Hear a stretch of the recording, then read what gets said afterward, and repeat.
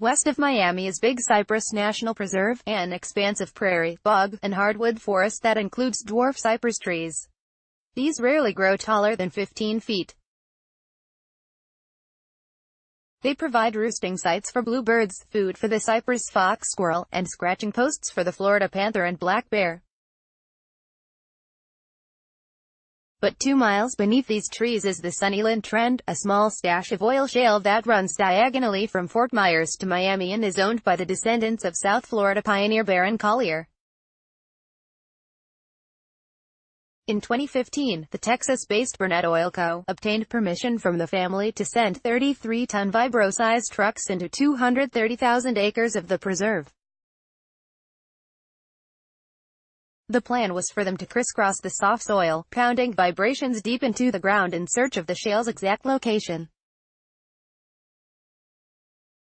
"I was standing 100 feet away, and it sounded like a jet plane landing," says Amber Crooks, the policy manager for the Conservancy of Southwest Florida, an organization that's monitoring Burnett's progress in the preserve.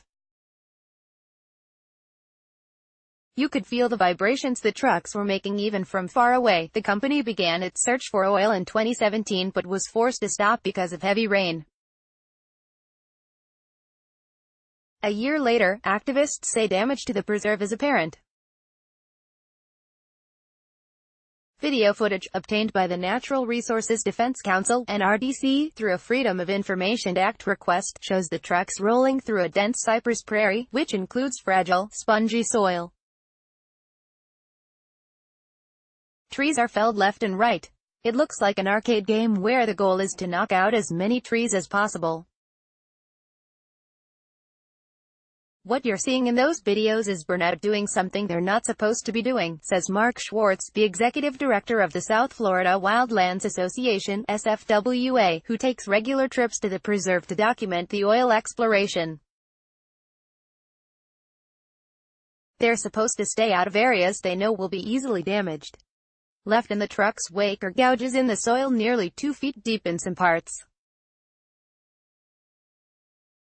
According to Schwartz, the soil in Big Cypress feels like rubber mulch. "When the soil is wet, you can dig it with a plastic spoon," he says. "When you drive over it, you're destroying the soil, and there's nothing to bring it back."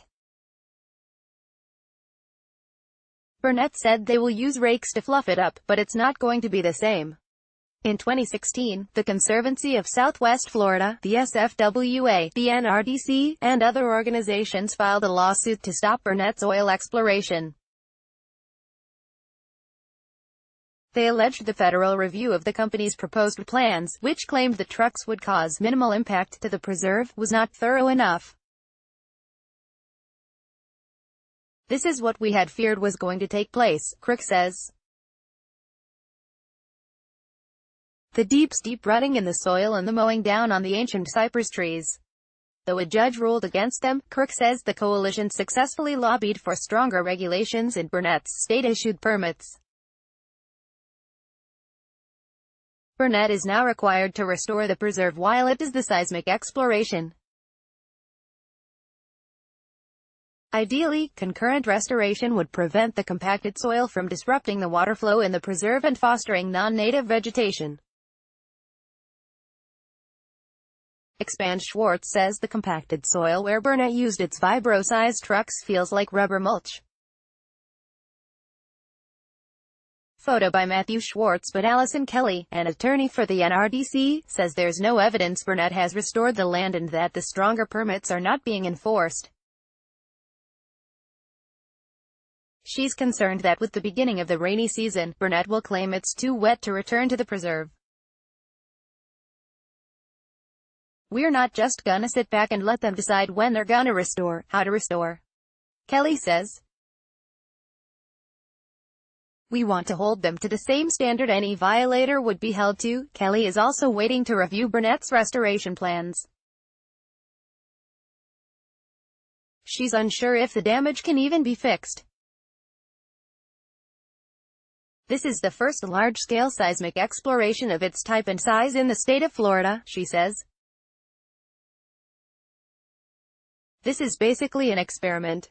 When the Everglades was established as a national park in 1947, Big Cypress was intended to be included. But the federal government couldn't purchase the rights to the minerals underneath the land. Today, 2 oil reserves already operate on Big Cypress, which Kelly notes, provides nearly half of the Everglades' freshwater. If we turn Big Cypress into a large-scale oil production facility, we are going to industrialize the Everglades, Kelly says.